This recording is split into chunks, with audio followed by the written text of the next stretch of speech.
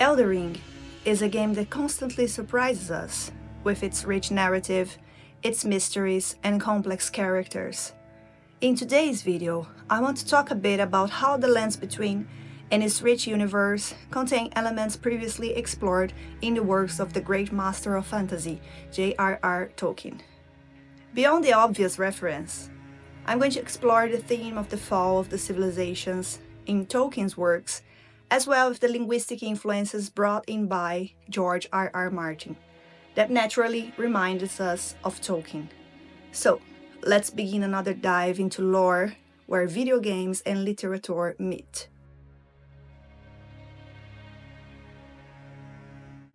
Of course, it might seem obvious to say that Tolkien is one of Elden Ring's major influences, but why is that? John Tolkien was responsible for writing the Lord of the Rings trilogy, The Hobbit, and for developing the great legendarium presented in the Silmarillion, along with many unfinished works later organized by his son, Christopher. He's considered the father of modern fantasy, having influenced literature, cinema, music, tabletops RPGs, and, of course, video games. Even if you never read a Tolkien book, you know his name, and you almost certainly consume something that was either influenced by or inspired by his works. The entire fantasy genre owes much to Lord of the Rings and The Hobbit. We also can't forget that George R.R. Martin was involved in the development of Elden Ring, creating the foundation for the game's history. It was from his writing that much of the central lore of the game took shape, with its complex mythology and incredible characters. And Martin doesn't hide the influence Tolkien had on his writing. In an interview with The Guardian, he said, "Tolkien had an enormous influence on me, but after Tolkien there was a dark period in the history of epic fantasy where there were a lot of Tolkien imitations coming out that were terrible." Hidetaka Miyazaki has also never hidden Tolkien's influence in shaping Elden Ring. He said, "It's difficult to give any one single inspiration that had a major impact on Elden Ring. There have been a lot of different works that influenced the creative process in various ways.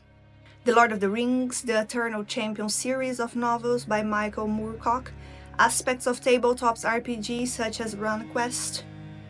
That said, it's important to clarify that we are talking more about inspiration than direct influence.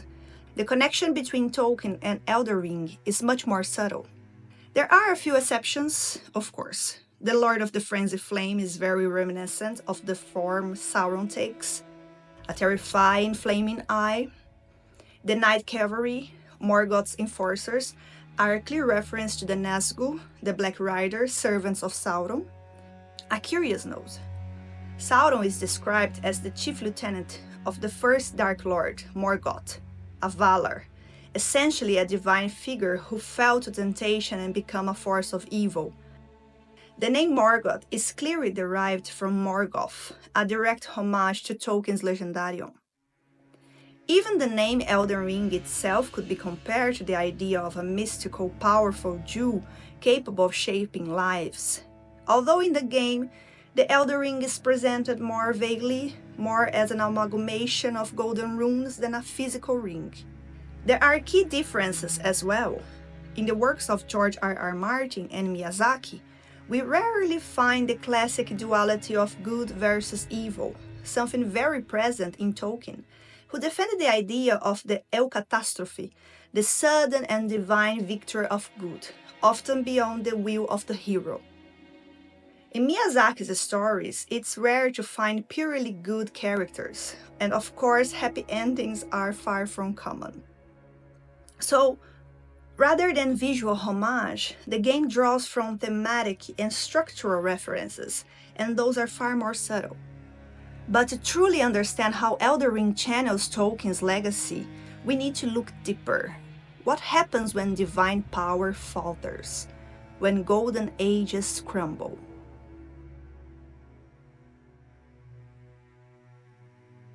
The idea that limitless power corrupts is far from new. It's been explored throughout history, mythology, and philosophy. We all know the story of Anakin Skywalker, right? One compelling example comes from ancient Greece, the myth of the Ring of Gyges, told by the philosopher Plato. It's the history of a magical ring that grants its wearer invisibility. Plato uses it to argue that if someone knows they can act without consequences, they may be tempted to commit acts of cruelty. He suggests that a man who abuses power becomes a slave to his desires, while a rational man learns to control his impulses and avoids injustice. So, how does this theme of power and corruption show up in Elden Ring? And more importantly, how it was inspired by Tolkien's works?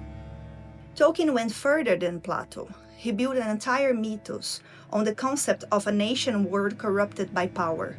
In his legendarium, entire civilizations fall when their leaders give in to ambition and pride. Take Númenor, for example, a mighty kingdom of men respected by the Valar, the divine beings of Tolkien's world. It was once a rich and beautiful civilization, but over time, its kings grew arrogant and obsessed with domination. They sought to enslave and destroy those they saw as inferior. A kingdom that once lived in peace transformed into a ruthless empire. In the end, the Valar destroyed Númenor entirely, and only a few of its descendants escaped the catastrophe. In The Lord of the Rings, we meet one of the descendants of Númenor, Aragorn. Interestingly, Númenor strongly resembles the Numen, a mysterious folk mentioned in Elden Ring's lore. We know little about them, only that they were likely a powerful civilization from beyond the lands between. According to the description of the Numen's rune, Queen Marika herself came from this group. If the Numen were inspired by the Númenóreans, it is possible they were survivors of a long-lost civilization that sought refuge in the lands between. Marika, being a shaman, may represent a portion of this group who established their own society, much like how the Númenórean survivors become the Dunedain. The shamans, then, would be like the Dunedain, the descendants of Númenor who survived. That wouldn't be a far-fetched idea, especially since the Númenóreans were known for their long lives and for being set apart from other humans. And a curiosity, the word numen comes from Latin and means divine presence or divinity. In The Lord of the Rings, the threat of a civilization ending disaster looms again, should Sauron reclaim the One Ring. Tolkien makes it clear, the ring corrupts even those with good intentions. Gandalf, the wise wizard who guides Frodo, refuses to take the ring, saying, "I would use this ring from a desire to do good, but through me, it would wield a power too great and terrible to imagine." In other words, even the wise would be corrupted. Those who sought power through the rings of power did gain glory and immortality, but they were also slowly consumed. They become slaves to evil, losing all will of their own. A perfect example of this are the Nazgûl, the ring wraiths, powerful kings of men transformed into immortal servants of Sauron. And the same dynamic plays out in Elden Ring. We are thrown into a world ruined by chaos and destruction, born from the downfall of its god queen, Marika. Her fall is not just political. It's tied directly to her pursuit of absolute power and immortality, her ambition to become a god. We learn, especially while exploring the lands of shadow, that Marika's path was ruthless. She was responsible for the eradication of the Hornsent, a nation civilization that sought divinity through unorthodox means. The founding of the Golden Order itself was marked by violence and persecution of anyone who defied her will. Marika built a glorious empire, but one soaked in blood. She also created a realm that tried to conquer death by sealing away the rune of death through Malekith.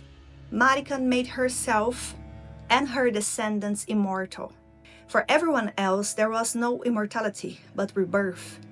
This gave rise to the belief in reincarnation. After death, bodies were returned to the base of the earth tree, preserved most of it in tombs, and eventually reborn. I won't go into reincarnation concept here, as I plan to explore that in detail in a future video focused on religion in Elden Ring. Still, with unimaginable power in her grasp, Marika made it seem as if her reign would last forever, but that's not what happens. Her first punishment for seeking godhood and immortality begins with her children. With Godfrey, she bore Godwyn, Morgoth, and Mog. But only Godwyn was born whole. Morgoth and Mog were both born as omens, marked by deformities that Marika view as curses. I go deeper into who the omens are in my videos on the subterranean shunning grounds. Later, her children with Radagon also bore curses. Malenia was afflicted by scarlet rot, and Mikela was trapped in an eternally youthful, childlike form. And if we consider Marika's past, Mesmer, her first son, was also born cursed. In her quest for eternal power, Marika failed to realize that everyone around her was paying the price. Her final punishment came with the death of her perfect son, Godwyn, but not a death of the body, a death of the soul. As the curse mark of death describes, Rani was the first of the demigods whose flesh perished, while the Prince of Death perished in soul alone. How horrifying must it be to see your once perfect son reduced to a soulless carcass, a mockery of the very divine system Marika built. And for the first time in ages, Marika despaired. In her fury, she shattered the Elden Ring, the very symbol of her power. After the Elden Ring was shattered, its power drove the demigods to madness and war. Soon, Marika's offspring, demigods all,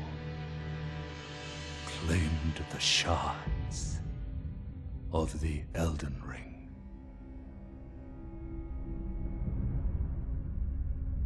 The mad taint of their newfound strength triggered the shattering. In other words, corrupted by the possibility of becoming as powerful as Marika, the demigods plunged the lands between into civil war. Each demigod's struggle for dominion in Elden Ring closely mirrors the great power conflicts of Tolkien's Middle-earth. In both worlds, we witness the collapse of a golden age, shattered by ambition and the hunger for control. The lands between, like Middle-earth in the Third Age, is haunted by the weight of its glorious past. When we walk through Tolkien's world, we feel the scars left by the War of the Ring, the decay of Rohan's strength, the rise of Sauron's evil borders, and the corruption of old allies like Saruman. Tolkien shows us, with urgency, how power, especially the kind offered by the ring, can destroy all that is beautiful. The key difference: in The Lord of the Rings, evil doesn't win. In Elden Ring, the Tarnished walks through a world transformed by endless war. In Caelid, we witness not just the violence of the demigods' battles, but the taint of scarlet rot transforming the land into a hellscape. The age of the Golden Order, once upheld by divine law and radiant grace, has rotted into an age of war and despair. And like the fall of the Númenóreans, the fall of the Golden Order serves as a reminder that great power, when unchecked by humility or restraint, always leads to corruption.